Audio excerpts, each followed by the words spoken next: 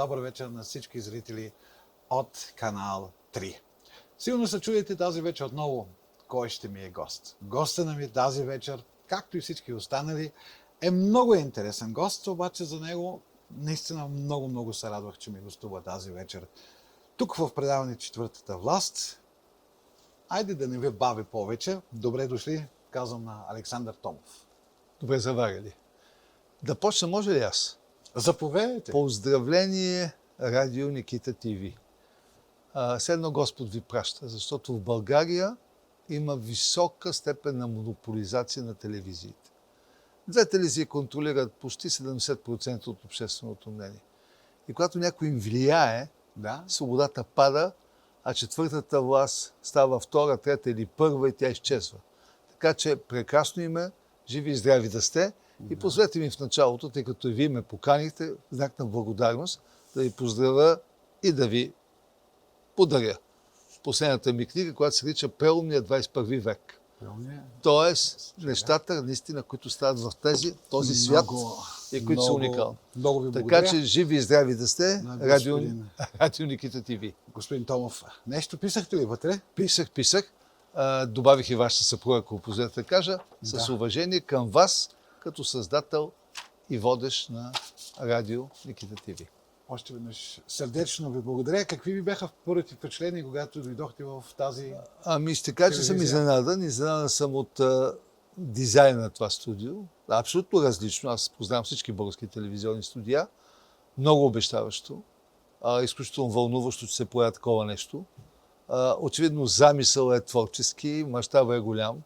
Така че стискам палци. Съм, казах. Да бъдете капризни и вие сте скандален журналист, бъдете скандални, бъдете провокационни, тъй като битката за истината винаги изисква смелост. Благодаря ви за хубавия старт.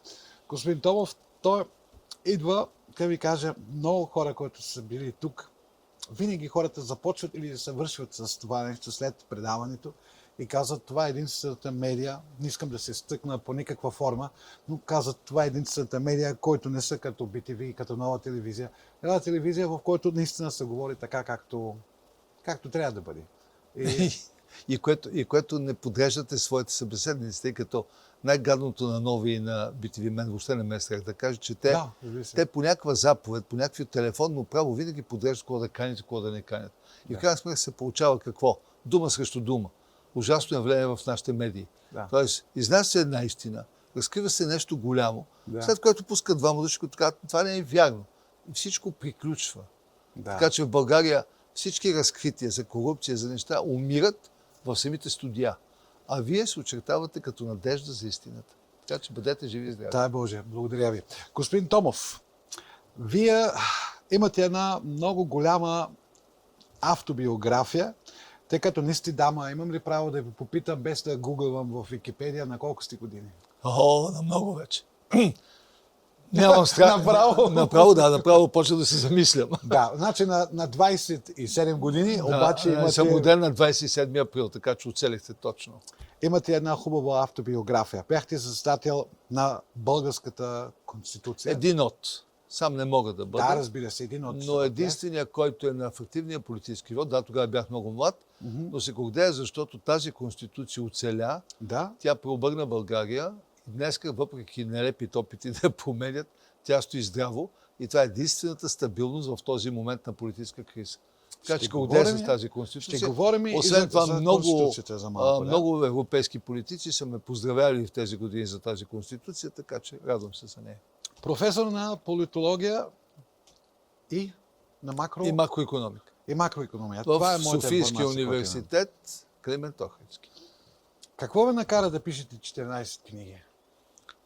Аз се занимавам дълго време с това, което най-много ме вълнува.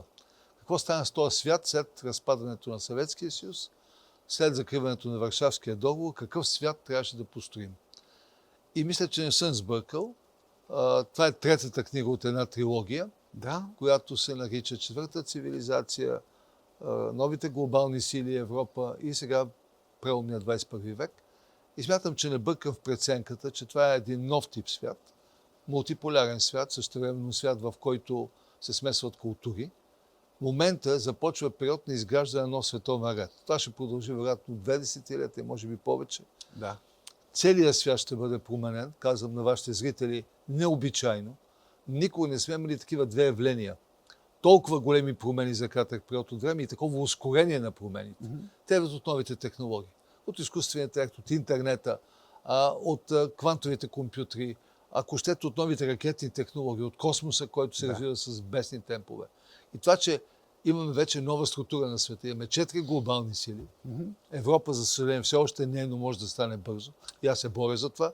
Искам да стане, защото тогава света ще се успокои, се уравновеси. Вие тръгнахте направо напред. Ще говорим за всичко това. Още сме на самото представяне на вас. Както искате, както така. искате. Имате един прекор. Как ви викат хората? По прекор. Не, в момента не ми викат никой. Когато бях в футбола, Да. вражеските запалянкове ми казваха добрия вълк Лупи, защото съм добър човек. Само, че аз си бях президент на ЦСК, станах шампион. Естествено, това пораждаше в феновете на Левски, на Лудогорец и на други завис, омраза, така че е нормално. Да, това ще я да питам, нали, защото хората... Това е нормално, но сега, те са го забравили, защото то беше вече отдавна. Да, аз отдавна не съм във футбола. Ама те гледат сега и ще кажа, чакай малко, това не ли Люпи? Не. Не ли? Не. Добре. Това е професор, доктор Александър Томов, който има 30 закона, една конституция зад гърба си, много инвестиции, чета лекции в много университети по света. Да. И се радвам на... Бяхте собственик на ЦСК. Да. И както вече казахте, последния шампион на България. Моето поздравление. И поздравление, за съжаление, последния, защото вече дълго време ЦСКА не е шампион. Така че трябва да стане отново. Надявам се. Да говорим и съвсем малко, кратко за националното достоинство, националното самочувствие на две държави. Нека с това да започнем. Адски интересно. За две държави. Едната, в който аз живея, и вие сте роден, и другата, в който аз съм роден и съм живеял доста време. Значи за Германия и България. Ако си спомним нашият истински футболен отбор, с който гордееше цял свят, немски футболен отбор, как ги разбихме направо навсекъде и винаги. И ако си спомним последното световно първенство, което било, където се излагахме за първи път по такъв жесток начин, бих казал, и го казах в едно от моите други предавания, уважаеми зрители, на нас германците взели националното достоинство, националното самочувствие. Едното беше по времето на управлението на Хелмут Кол, имаше една човещина, после дойде мама Меркел и в Германия всички правят това, което казват мама Меркел, без вече много да мислят. Включително без да съм расист, дойдоха много чужденци, беженци и така също дойдоха много в немския национален футболен отбор. Да. Вече мога да спорим, дали това е немския отбор, но все пак се продават и се купуват футболисти с цял свят съвсем нормално, обаче не беше много добре за самият футбол. Стискам палците на нашите германци. Този път наистина да стане нещо по-добре. Добре са започнали. Това е мое мнение. Вашето мнение за български футбол много ми е интересно, защото хората казват, ние не гордееме с нашата държава България, нито няма какво да си гордееме с нашия футбол, нито нищо. Както ни футбол е, така ни държавата е управлението. Вие как бихте да коментирате това нещо? Една дума. Болка. Просто боли. От това, че българския футбол е доведен до това състояние. Знам причините, знам детайлите, знам как се стигна до тук. Господин Томов, да чуем. Причините са намеса на политици в футбола, липса на конкуренция, правенето така в полза на един човек, че Лудогорец да бъде 13 пъти шампион, унищожаването няколко пъти на ЦСКА и на Левски, които бяха тимовете, символи, и най-вече във връзка с това, пълното пренебрежение към детско-юношеския футбол.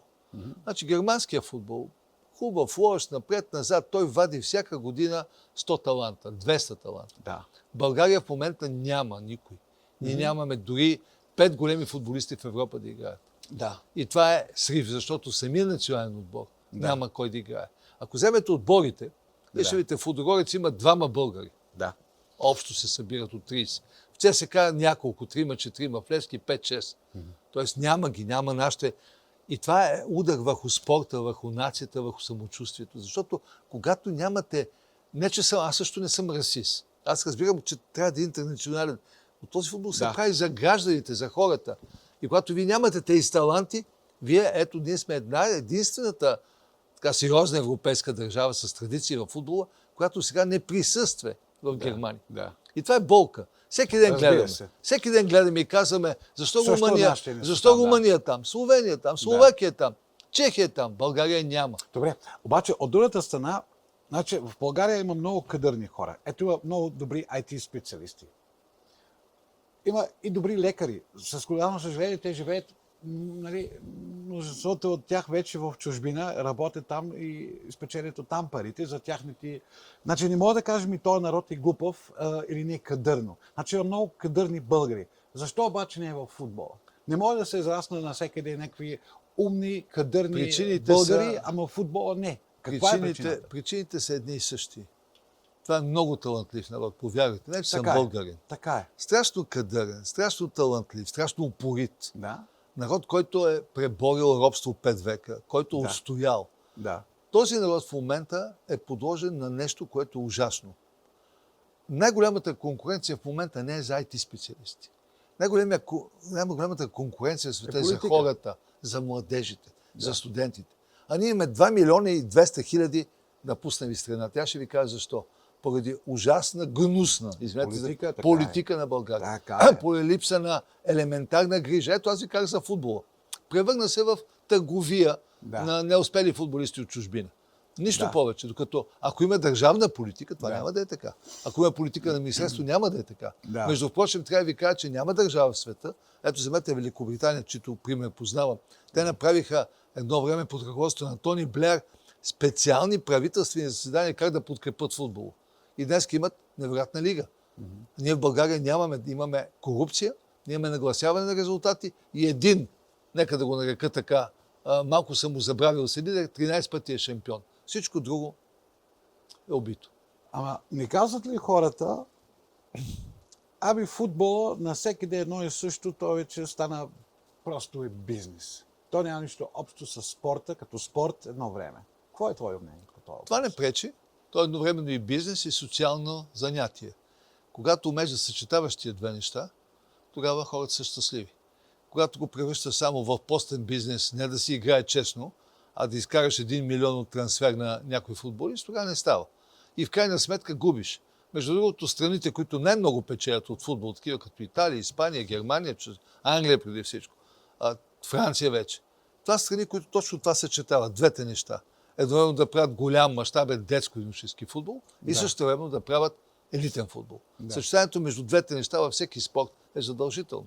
Социалното и същевременно бизнеса. Така че ето това е. А то не се прави. При нас той се превърна в, нека да кажа така, смешен бизнес. Бизнес на дребно.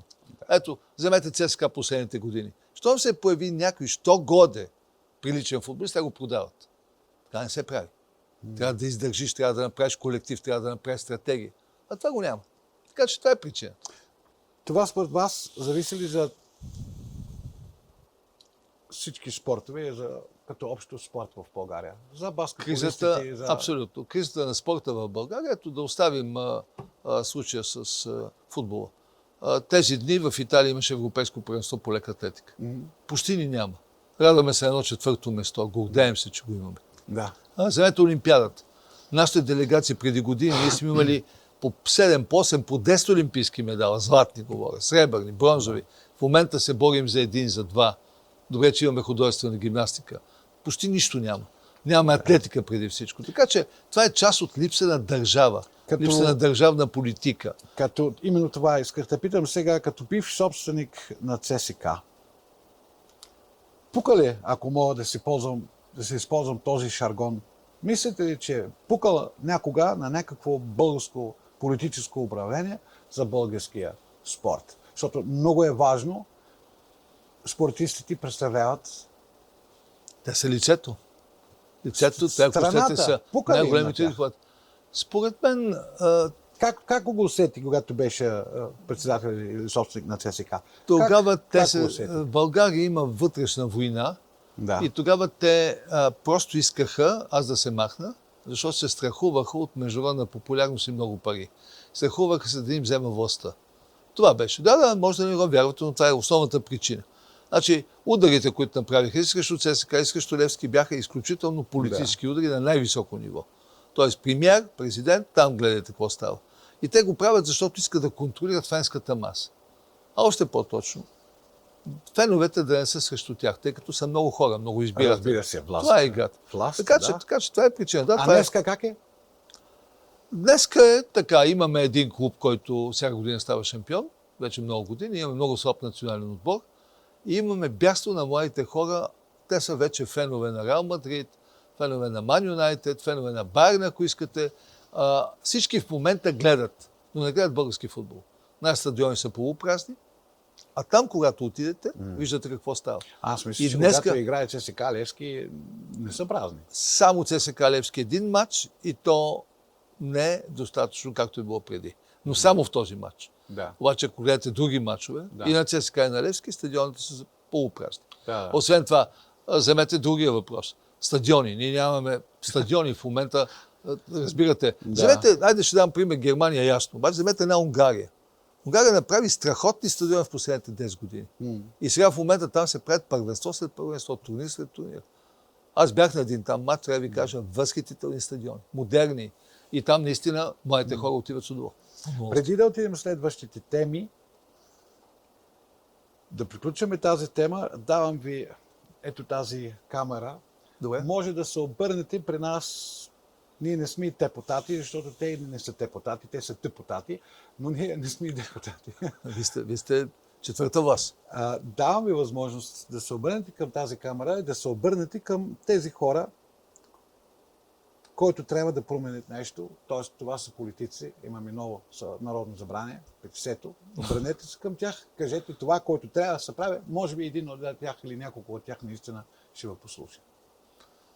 Да ви кажа честно, скъпи колеги, с които се познава большинството, толкова сте в момента отрудени, толкова сте скарани, скандализирани, че не знам дали ще ви стигне време за футбол, но ако случайно като гледате сега европейските финали, помислете малко за това, че имаме и ние нужда да се радваме в България от един по-добър футболен отбор. Това означава, направете нещо, което аз предлагам от години. Държавният бюджет да финансира пряко във всички клубове на първа лига и на втора детско-юношеските школи. Дайте пари за нашите деца. И кажете, това са 35-40 милиона лева. Нищо за бюджета на България. Ето, дайте пари за тези школи. Треньорите да са платени, децата безплатно да ходят, безплатно да получават обувки, облекла, екипи, топки и да бъде щастие. Аз, когато съм бил в ЦСКА, най-голямото ми щастие беше един празник, който направихме. Давах по 1 милион годишно за лева, за детско-юношеската школа. И когато дойдоха с родителите, всички тия дечица, самият факт, че такива лапета, които се дойдоха, плачеха там, баби, дядови, дошли да снимат. Това е. Ние имаме нужда от поколение, което да остане тук. А да остане тук, то трябва да се радва на българското. Ето това е моето послание към вас. Дайте тези 35-40 милиона, достатъчни са, за да може да дръпнем детско-юношеския футбол. И тогава, ако не сега, след 4-5 години ще се появят таланти. Може да се появи някой нов Меси, да се появи някой нов Роналдо, да излезе от тука. Но когато вие не го правите, няма да се появи никой и хората просто ще ходят в чужбина. Господин Томов, ние се виждаме за първи път.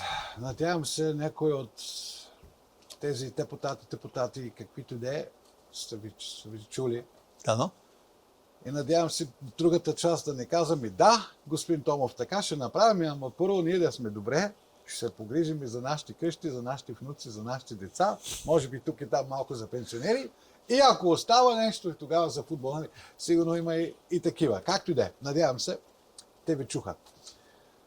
Ще ви обида ли, ако ви казвам мое мнение, тъй като ние двамата не се познаваме и смятаме на телевизия също трябва да бъде направено много така човешко. И това, което виждам, вие говорите много и сте много емоционален човек. Прощавайте, аз познавам, бих казал, познавам хората. обидели с този въпрос, мене ми се струва за този спорт, за това минало, така сте го взели на сърце, много сте плакали. Плах. Да, плакал. Плакал. Сте плакали за този спорт в България. Няма да му обидите в никакъв случай. Сега аз съм мъж и не плача. Ама сте плакал. Не, Така напротив, не, да кажа. Аз съм свикнал на много битки в живота си. Знаете ли какво означава в България да Не преживееш? може да плачеш, защото ти да тъжно преживееш. за нещо. Значи, не да, от това, че плажеш, някой те притиска. плажеш Не от със тази гледна сърцето. Аз не плача с сълзи, но със сърце да плачеш, разбира Да. се. По-мъжки плачене. това имах предвид. Но ще ви кажа, няма обида, разбира се. Естествено, че е било много трудно, много неприятно, защото във футбола е много често така. Когато ставаш шампион, Да. хвърляте, имате 100 000 души, хвърляте във въздуха, носите на ръце и след това става някой фаул. Като така почвате плюят по медии, по всичко. Организирате към... Това е живота. Така че истинският мъж трябва да издържи на двете неща. И на победите, и на загубите. И футбол учи на това. Аз съм играл футбол много като млад. Разбира се, аматьор. Но ще кажа, футбол учи страшно много това да печелиш и да губиш. В един ден Така е. печелиш, в един ден губиш. И трябва да го преглътнеш, и пак да станеш, и пак да се Ама бориш. и в Така живота е така. Спечелиш и да, губиш. да, но там е много ярко. Иначе много хора живеят така, плахо, равно живеят. А Да. тук е победа, загуба, победа, загуба. И трябва да издържиш. Говорихме малко или доста вече за това, за спорта. Казах ми, всичко или много зависи от политическата обстановка и да отидем и направо следващата тема. Все пак е актуалното Да, за страхотните избори, които тук що минаха. Страхотни, аз казвам, разбира се, в кавички. Едни ти казват, ами народа не е виновен, защото той няма за кого да се гласува. Други ти казват, ами самия народ е виновен, защото те не са гласували. И затова тези избори изглеждат така, както изглеждат. Тук обаче, господин Штайн, трябва да глътнете това, което ще ви кажа. Заповядайте. Защото това, което ще кажа, не е много традиционно. Да. Това е дъното. Ако има още едно дъно, държавата се срине. Това е дъното и такова дъно не сме преживяли 30 години. Що мисля, че това е дъното? Ами защото когато 70 на 100 не гласуват, това е известно, това показва, че държавата, народа има бойкот. Той не признава, той не иска да приеме това, което става. Това не е просто не харесвам то, пък харесвам они. Да. Обаче има второ, което не са чували хората. Сега ви го казвам. От тия 2 милиона и 200 хиляди, които са гласували, над половината е купен и контролиран вод. И аз мога да го докажа това нещо. Как? Много просто. Взимате секциите, единственият начин, където може да мерим, и виждате, че в близо 17 до 20 на 100 от секциите една сила има над 80%. Тоест ДПС или ГЕРБ, те са две. Как значи така? Когато многопартийна система имаш и представете си в едно село, в един малък град, 80 на 100 гласуват само за ДПС. Знаете ли как става това? Ами само вие, по един начин. Вие ще кажете чрез плащане. И имаме втори начин. Когато контролираш секционните избирателни комисии, които са партийни, забележете, за разлика от Германия, и те си пишат гласовете сами. Зачертават който им харесва и пишат това, който им харесва. Ами е хубаво, ама това как се доказва? Значи, може да докажете по един начин. Косвено, но ясно. Първо, защо хората не гласуват? Защото не вярват в честността на изборите. Второ, как може да има честни избори, което да ви кажа едно нещо. 84, мисля, официални данни на ЦИК. От всички протоколи са бъркани, подправени и писано върху тях. Това не става никъде, нито в Щатите, нито в Германия, нито във Франция, нито дори в Румъния или даже в Северна Македония. И второто ще ви кажа. Официални данни. 17 на 100 от всички секционни протоколи се различават от бюлетините в чувалите. Обаче всичко се млъкна. Затова ви казвам, добре сте дошли да бъдете четвърта власт. Никой не разследва. Аз ще ви дам един пример. Искате ли? Заповядайте. Симитли. Да. Кмет на ГЕРБ. Не просто командир. Не гаулайтер. Нещо като гуру. Всички секции, 70-80% само за една партия. При Тодор Живков беше така. При комунизма беше така. Какво сме променили тогава? И аз ще ви кажа, хората не гласуват, защото първо не чувстват честността на изборите, второ, няма свобода на личността. Всеки от тия хора зависи. Зависи от това дали ще му докарат дърва, дали ще го назначат на работа в общината, дали ще го назначат там някъде, дъщерята си, дали в училището ще му пишат чест или две. Всички са поставени в зависимост. И това при ДПС достигна колосални размери, при ГЕРБ също. Всички останали партии са надолу. Това е истината. И между другото, вследствие на дъното, че никой не гласува, аз ви казвам, няма свобода на волеизлиянието на хората. Факт, хората не са гласували, а тези, които са гласували, примерно за ДПС, да речем, те имат едно определено число, което така иначе гласува за тях. Но това също не е нормално. Да, не Не е нормално в техните тук, общини. Аз тук не казвам кой е нормално и кой не е нормално, просто казвам как станаха тези избори. ГЕРБ има си своите хора, които харесват. Тези хора са как да го кажа, по-колективни, когато става въпрос за изборите. Слушай, нека да бъдем директни. И така станаха тези избори, те спечелиха, защото другите те загубиха също 150 хиляди гласа. Ако те бяха спечели с още 300 хиляди спрямо миналата година, ще да кажа, окей, има някаква промяна. Да. Но те отчаяха хората. Защото хората, когато свалих, аз съм, например, не крия това нещо. Да. Един от организаторите на протести срещу Борисов 2020. Okay. Не го крия. Аз съм един от тези организатори. Какво очакваха хората? 70 на 100 подкрепиха протеста. Те очакваха алтернатива и не я получиха заради тези наши приятели Кирил и Асен Сие. Да. Когато не я получиха, естествено, че ГЕРБ остана най-силен, неразграден. Къде са му гласовете? Там, където имат кметове. Те има 130 общински кмета. И ако видите къде са гласовете, вие ще видите. Те са около местната общинска власт. Пак отговарям. България не е достатъчно свободен. В Германия, например, вие може да си проверите гласа. Тук няма как. Ето, моят глас го няма. Личен глас. Представете си. Аз не мога да го проверя. Аз години наред се боря. Дяло да го вземе. Направете на хората в компютъра. Да мога да кликна и да си проверя гласа. Не може. Няма как. Значи човека не е свободен. Не е достатъчно. Той е зависим. Господин Томов, Да. от когато аз познавам тази страна, от когато чувам приказките на ЦИК, от година на година, да, имам и нарушения в избори, да, намерихме това и хората да го знаят. И да го знаят. Аз се отчудя, защо тези хора не си търсят правата си, защо не протестират. Отговаря ви с едно изречение. Не мога да разбера сега, ако питам тук из залата всички тези хора, за кого сте гласували. Всека от тези ще ми каже за който идея, ама не беше за ГЕРБ.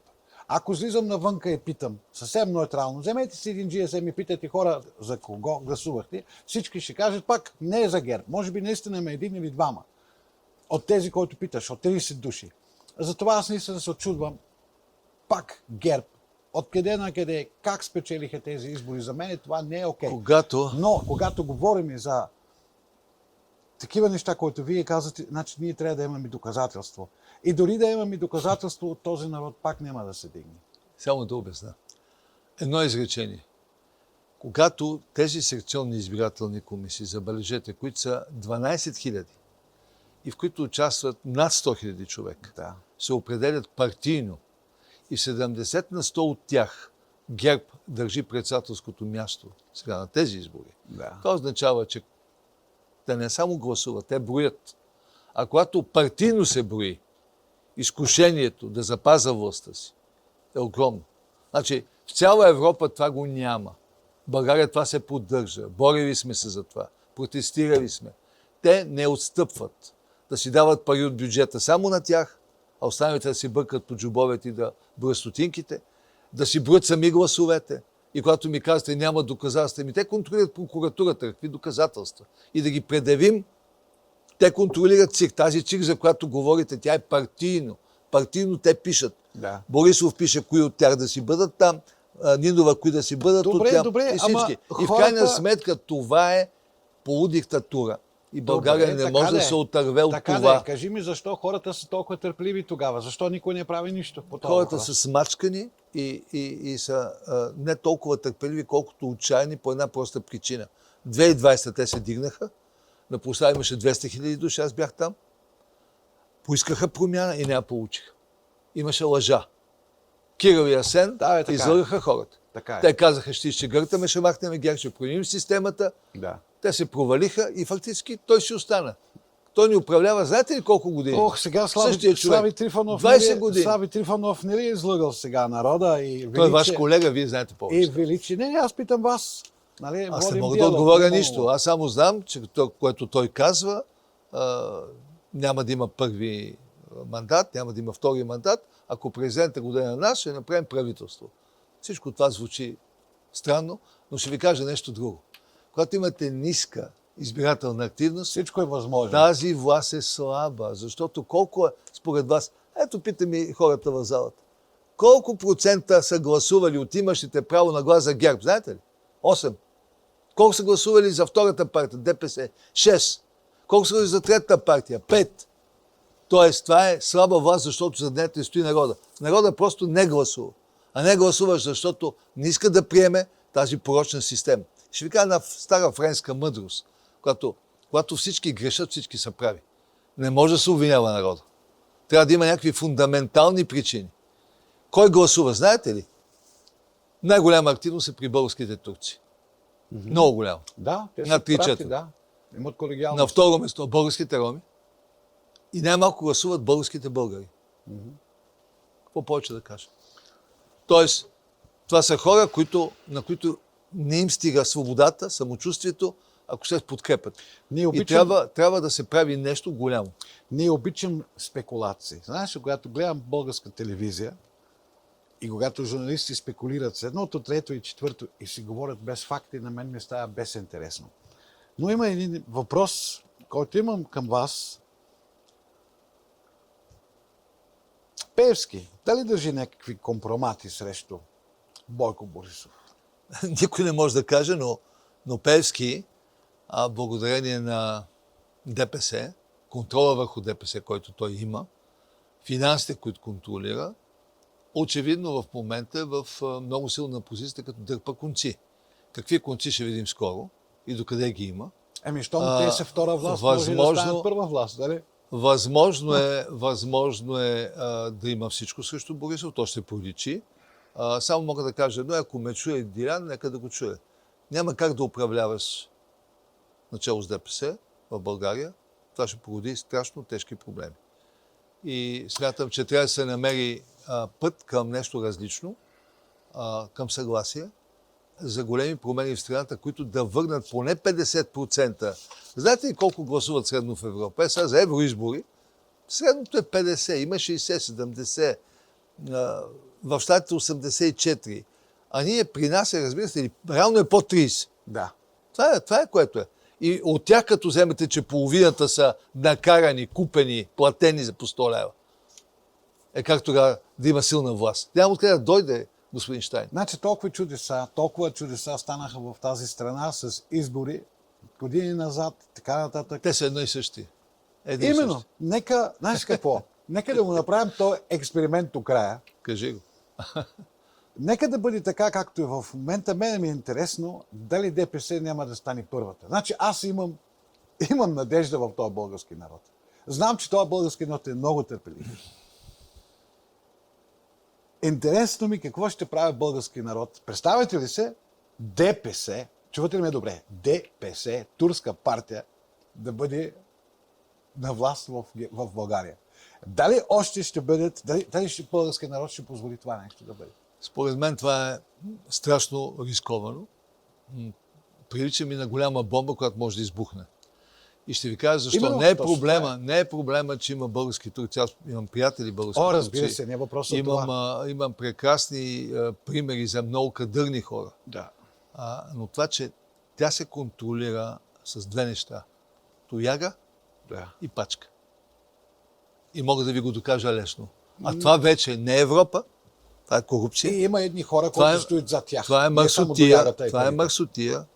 Значи, за да дадат такива пари, които ние ги виждаме, те се виждат. Мога да ви кажа община по община. Въпросът е, че се ги взимат от някъде. И сега вижте тук порока на българската система. И ако нещо съм обиден на европейците, че си мълчат, че са конюнктурни, извинявайте, и германци, и французи, че се нагласяват, че се затварят си очите. Да, абсолютно. Не се притеснявайте. Ето сега в момента прост факт. Намират в един български ром 30 хиляди лева в един провинциален град. Арестуват го. Шум. Ето, полицията се справя. Никой не пита откъде, кой му ги даде тия 30 хиляди лева кеш. И аз ви отговарям. Да. Защото някой отгоре казва, чакай, там не се бъркай нагоре. Не е твоя работа. И всичко потива. Или ти го отдаваш в прокуратурата и те го отлагат за след 4 години 5. Извинете, имаха срещу мен репресия заради успехите ми в ЦСК и не само в ЦСК. 8 години мотаене на дела. Накрая ги осъдих всички. Но ти 8 години. Нали разбирате? Така е, и така България се задържа, така България се спират страшно прогресивни инвестиции. Защото имате тоталитаризъм от различен тип. Демократична конституция, а опит на няколко души. ДП и ББ, които контролират чрез парите всичко. Откъде взимат тези пари? Естествено, корупция. Няма откъде ги вземат иначе. За да бъдат кеш. Аз няма да се разсърди за нищо, защото ГЕРБ, знаеш кой е създаде партията ГЕРБ? Всичко знам. Кой? Как кой? Създава Бойко Борисов. Абсолютно. Не. Не е вярно. Говорим и за германци. А не германци подкрепиха. Това е вярно. Те са създали за мен тази партия. Както казвате вие, мама Меркел не са създали. Аз знам как се създаде всичко, знам детайли в процеса. Това е моето щастие, че знам всичко. И не само защото пиша книги и изследвам тия процес, защото съм участвал в тия неща, наблюдавал съм. За мен съм. искам да кажа, много е срамно моята нация, моята държава създаде поне 2 крака на тази партия. Така, ако кажете там 2 крака, колко крака има още ГЕРБ? Само да кажа следното. Аз за това Когато скромно, се появи Бойко крака. Борисов на политическата сцена, американците реагираха много остро. Посланника, Уикилис ги публикува. Защото казаха, не може хора свързани с криминалната престъпност да бъдат начало на държавата. Германците взеха друга позиция, по-мека, по-гъвкава, казаха, ние с този човек може би ще трябва да работим. Това е вярно. И имаше една реакция на един немски посланник в Скопие, мисля беше, който каза нещо подобно на това, което ние казваме. Но знаете ли, всичко това е известно. Проблемът е защо често европейците си затварят очите пред корупция. Не само у нас, и в други страни, и в Брюксел включително. Просто си затварят очите. И затова Европа губи. Губи сила, губи мощ. И затова, между другото... Те очакват да стават нещата, както се казва в Запад. Няма как да стават, Надявам се. когато властта идва от криминалната престъпност. Един премиер, няма да му кажа името, защото е действащ в момента, мой познат от много години, европейски, той казва, Алекс, имало в много страни на Европа корупция. Но единственият случай, в който имате премиер, чието происход е криминалната престъпност, е България. Това е истината. Знаеш ли, господин Томов и уважаеми зрители, винаги задавам си въпрос, на който аз съм си отговорил и отговарям на много хора, които казват, добре, Ник, защо го правиш всичко това? Защо си създала своя телевизия, твоя медия? И винаги казвам, и преди да съм имала моя медия, като журналист, аз имам задача, четвъртата власт, ако я ползваш както трябва, можеш да промениш много неща. Може би не сам като водещ, като имаш цяла медия е вече друго. Защото на мене ми се иска да се променят нещата. Дали имаш, си спомням, имах една гостинка, която имаше проблем с детето си, получала множество инсулти на 2 години, направих едно предаване, дали за дарение, дали, когато говорихме с господин Хинков, тогава здравния министър, който каза Република България от тогава поема всекакви неща там за това дете, казвам, окей, аз направих нещо, постигнах нещо като журналист. Глобално за тази, извинявам се за израза, мърша, политическа мърша, аз друга дума не намирам. Хората, които ни гледат сега, тази телевизия, това е ефирно време. Човека Томов дойде и каза, аз гостувам при Щайн, защото Щайн аз го харесвам като журналист. Какво можем да променим? Какво може да кажем на този български народ? Какво трябва да направим? За да не сме говорили 1 час, тук добре, предавани, като всички останали. Ще ви кажа нещо, което... Дай нещо, аз явно на български не мога да го кажа. Ще го кажа. Като българин. Първо още един път да кажа на зрители, че появата на една нова телевизия от този тип е страшно полезна, да. Но ще кажа едно нещо свързано с нашата история. Преди 100 кусор години имало 2 гледни точки на нашите революционери. Едната е била на Васил Левски, едната на Любен Каравелов. И Каравелов му казва там в едно писмо. Дяконе, напразно се мориш. Този народ е прост и му трябва 2-3 поколения за да се образова. И тогава може да се прави нещо. Ако той го бил послушал, днеска нямаше да ни има. Днес ще кажа на българите по същия начин. Ако се стоите вкъщи, ако просто се правите, че нищо не ви засяга, или се просто обиждате, или просто се сърдите, тогава вие ще оставате бедни. Оставате си периферия на европейския континент. Оставате си без футбол, оставате си без заплати, оставате си с мизерни пенсии. Това е истината. Добре, Това е супер богата страна. И тя може да се изправи само ако нейният кадърен елит бъде допуснат, защото те не го допускат. Самите тия телевизии, за които споменахме, двете големи, така наречени, кавички, Нова и BTV, те също, някой звъни по телефона и казва, той ще каниш, той няма да каниш. До вчера сте шеф на новините, най-големия началник в BTV, сега се оказа изведнъж лидер на ГЕРБ в София. То е ясно всичко. Подобно неща могат да ви кажа и в другата голяма телевизия.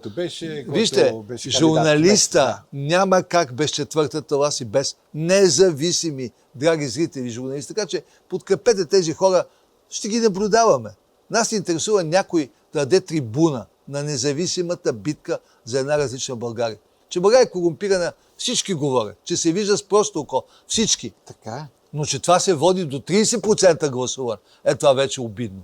Това е ужасно.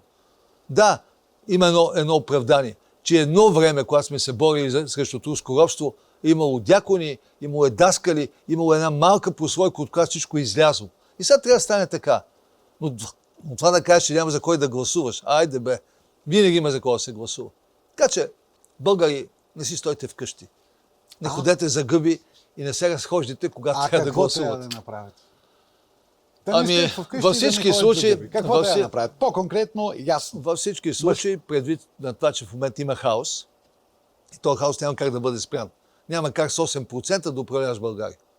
Тогава се случва следното.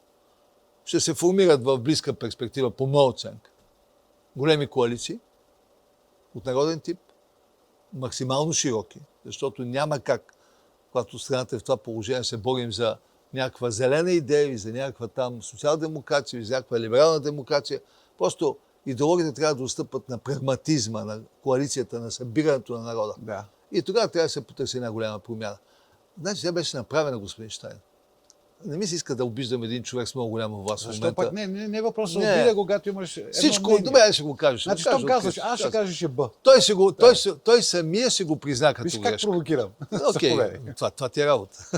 Значи, сегашният президент, всичко му беше в ръцете. Дигна умрука. Ние го защитихме. На площада бяхме до него.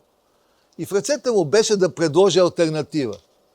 Кой измисли той след 4 месеца мисъл? Кирчо и Асенчо. Зеги, и аз му питам, защо бе, човек? Те хора 20 години са били в България. Те няма опит. Без опит не става. Ако вземеш млад човек и го сложиш, който не разбира от структури държавни, от сигурност, от икономика, от финанси, няма как да стане. И те се издъниха. И той каза, аз направих грешка, те се оказаха шарлатани. Да, ама ние плащаме сега всичката тая цена. Защото когато ти казваш, те изразяват протеста, те са големите. Да. И го говориш на целия народ. Естествено, те станаха парламентарна сила. Първа, втора. И сега извън се оказа, да, ама не. И народът естествено се разочарова. И народът, тъй като не може бързо да се прострои, си остана вкъщи. Добре. Толкова е ясно всичко. Така. И той трябва сега да помисли как в бъдеще ще работи. Защото ако продължаваме с тия експерименти, нали, да докараме от Харвард двама недоучили и да им кажем цялата държава, ето ви, на един я давам финансите, на един давам икономиката, парите на държавата. Ясно е. Господин Томов, ние сме на края на моя предаване и вие има едно нещо, което не Неусетно знаете. минават времето, казвайте. Има едно нещо, което вие не знаете. Винаги на края на предаването гостът не има право да ми зададе на мен един въпрос. Какъвто и да е. Тук отговарям на място. Заповядайте. Добре, ще ви задам въпрос. Мога да взема и провокационен, ама за друг път се въздържа. Не, направо в прав текст. Аз не се притеснявам. Въпросът, който ме интересува, принципно ми е по-важен от провокацията към вас. Добре, имаш право на два въпроса. Първи и провокация. И провокацията. Тоест контрареклама. Става сега, мен не стана интересно. Да. Първият въпрос е, защо си остана в България, когато това е страна с проблеми пред една много по-уредена Германия или още по-уредена Белгия, или там не ги изреждам всички. Да. Защо? Отговорих вече. Защо се бориш за българската истина? Всеки ми дава този въпрос. Значи гледаш по-редовно мое предаване и си Значи оцелил съм. Защото всеки ми го Добре, дава оцелил това съм. въпрос, ама ще отговоря още веднъж за хиляди пъти. Значи, няма по-интересна държава, политическа, отколкото в България. Тук ставаш много бързо депутат. Политиката е много интересна, много елементарна. Много скандална. Много е скандална. Това не означава аз харесвам интриги. Не. Но аз познавам България още от едно време, когато аз подхождам от човещина. Познавам една България, когато хората бяха по-човечни, както и в Германия по управлението на Хелмут Кол. По това време, в което аз съм израснал, хората бяха по-човечни, политиката ги оформя да бъдат по-студени и виждам точно тази промяна се получава лека по лека и в България. И пак казвам, като журналист, който все пак работил 16 години в български ефир, в най-различни телевизии,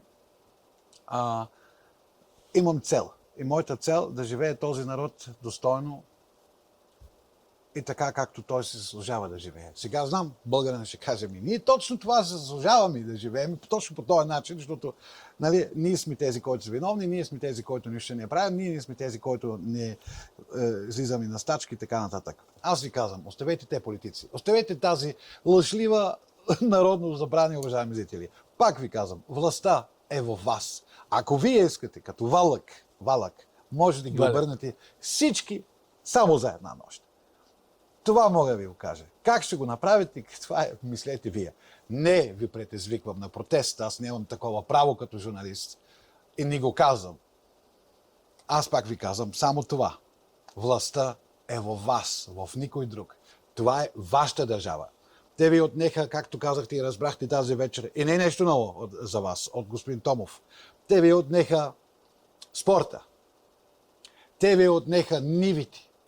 Той месо, мляко, колкото искаш в тази страна. Ама аз не видях и вече не виждам кравите. Дори на поляна. Мога да обясня защо. Аз знам защо. И хората го знаят защо. Отнеха ви експорта на домати, на българско производство. Всичко ви отнеха ето този прекрасния, в кавички казано, Европейски съюз. Защо? Вие ли не сте кадърни? Вие не можете да произвеждате едни хубави футболисти? Вие ли не можете да произвеждате едни хубави домати, картофи, хляб? Че трябва да ядем и хляб, може би с там от Украина, с ядрени състави. Много ми се иска като журналисти ще го направя, може би после ще ме застелят да разследвам наистина, нали, с една независима лаборатория, да разследваме примерно хляба и така, шното, който идва в България, до каква степен е с ядрени субстанции или не. Значи всичко имате. Това искам да ви кажа, не искам да философирам. Хората ме гледат толкова много години, смятам, вие сте наясно това. Действате, когато сте в този живот, защото този живот е вашия живот. Ако вие се чувствате вече възрастни, безсилни и казвате с поредното оправдание, ние сме дали каквото можехме, когато бяхме млади, тогава апелирам още веднъж на вас. Правете го сега, ако не е за вас, тогава за децата ви, за внуците ви. Господин Томов, последния ви въпрос. Отговорете ми кратко. Адмирирам и казвам на зрителите, подкрепете този човек за борбата му за българската истина. Но въпрос е провокационни. Ако ви натиснат, да? Ако ви притиснат, да. Ако не получавате реклами, защото някой ги менажира отзад в полза на друг, да. Ако някой монополизира истината и вие не успеете, ще издържите ли? Господин Томов, ще ви кажа нещо. И на всички зрители. Така няма да говори нито един собственик от нито една медия. Тази телевизия не съм направил с пари от банка, нито с кредит. Тази телевизия съм направил с подкрепа, финансова подкрепа от хора като теб, които казват, господин Щайн, аз съм българин, аз те финансирам, аз те спонсорирам. Така направих цяла телевизия. Това са 12 години труд. 12 години като телевизионен водещ. Свален съм бил от една телевизия, който ще ми гостува следващата седмица Красимир Каракачанов. Познавам се с Краси от 20 години. Работих в неговата телевизия, след като дойдох от Германия. 9 години бях в Германия, в Гърция, извинявам се. Той ми вика, Краси, ме пита, Ник, защо искаш да работиш в моята телевизия? Ти може да работиш навсекъде, що пък в моята телевизия, България 24. Викам, Краси, защото ти си собственик, те познавам от 20 години и от цялото зло ти си най-малкото. Нали? Политически. И му казах, щом ти си бил министър на отбрана, Краси, на мен ми е ясно. Ти си лизал, извинявам се да не кажа думата, за да станеш такъв. Но въпреки това, давай ми ефирно време, той каза, давам ти. Може да си говориш какво ти искаш. Като журналист много те уважавам. Направих моите телевизионни предавания до един момент, в който аз си позволих да говоря срещу Бойко Борисов. И те са получили натиск отгоре и ме свалиха по времето на живо предаване. От България 24. Да. Има го в интернет, можете да погледнете, уважаеми зрители. В който Краси се извини, каза, Ник, аз не знаех тази госпожа Рудолф те уволни. Ако искаш да заповядай, пак работи в моята телевизия, но аз имам достоинство. Работил съм в много телевизии. Отговарям на въпрос, какво ще стане, ако те утре ме притискат? Аз не се притеснявам от мутри, които си пушат пури, които си карат БМВ-та или Ауди. Това не са мутри. Това не е мафията. Има една мафия, за която аз не мога също да се боря. Така е. Това е българската власт. Това е този, който ме гледа сега, един е Шишко, който се смее. И другия, неговия приятел, ще каже, ако искаме да смажем, да смажем. Те ли ще ми затварят банковите сметки или каквото да е. Ако искат, ще ми затварят тая телевизия. Тая държава не е моя. Дали се притеснявам от това? Разбира се притеснявам. Но този ден, ако ще дойде, аз мога да кажа от другата страна, аз съм работил до последния миг. До последно, поне да спа, да кажа аз до последно. Бях борбен. Знаеш, и с тия думи печелиш много приятели, макар че за първи път се виждаме в студио, никой не сме били казал на зрителите. Това е истината, и смятам, ти го усещаш. И действително това е, макар че ти не си българин, това е една безспорно много патриотична позиция, за която просто ти благодаря. Повече нищо не искам да кажа. И искам едно допълнение да направя. Не всички сме, както казваш от началото, ние сме на дъно. Ние не сме на дъно. Винаги от всеки един проблем си има решение. Ако се обръщам към зрителите, както това ми беше целта тази вечер, ти да го направиш, може би не става с едно предаване. Може би на този народ трябва да се говорят, може би с месеци, с години. Я те гледал, я не те гледал. Я те разбрал от първи път, я не. Аз винаги го сравнявам. Това принос мен. Аз имах 4 овчарки, немски овчарки. Днеска имам немска овчарка. Когато бях на 23 години, имах немска овчарка и си казах, добре, тъпо куче, немска овчарка, най-интелигентно, най-умно, защо не слуша? Виках, бих тази немска овчарка. А знаеш къде беше? В комуникацията. Аз нито разбирах нея, нито тя мен. И така смятам, народа има нужда от правилната комуникация. Не тази да кажем, давай да излизаме, давай да правим, защото преди да правим това, трябва да знаем кой са следващите. Значи трябва да има баланс. Приключвам. 16 години бях свален от български ефир. И си казах като журналист, има достойни телевизии също, обаче те имат натиск отгоре. И си казах, няма да промени нищо. Затова си направих моята телевизия. И знаеш ли, от некъде, далечното некъде, излезне един готин човек, патриот, който се бори като мен. Това е собственик на канал 3. Който каза, Щайн, гледал съм твое предаване, видях как те уволниха от тази телевизия. Аз имам и телевизия, пускам и твоето предаване там. Ето, вече сме 2 телевизии. Има надежда. И когато надеждата умира последно, значи имаме възможност да спечелим. От мене. Аплодисменти. Аз ви благодаря за гостуване. И аз благодаря за поканата. Извинявайте за емоционални думи, но поне тук нямам редактор, който ще ми каже, давай да приключваш. Ама време да приключвам, защото следващия гост вече чака. Аз искам да ви благодаря, уважаеми зрители, освен господин Томов Палет и жив и здрав. Благодаря. Надявам се, вие го чухте неговите думи, уважаеми зрители, и моите думи тази вечер. Желая здраве, Бог да ни пази и да сме борбени, никога да не се предаваме. Всичко добро.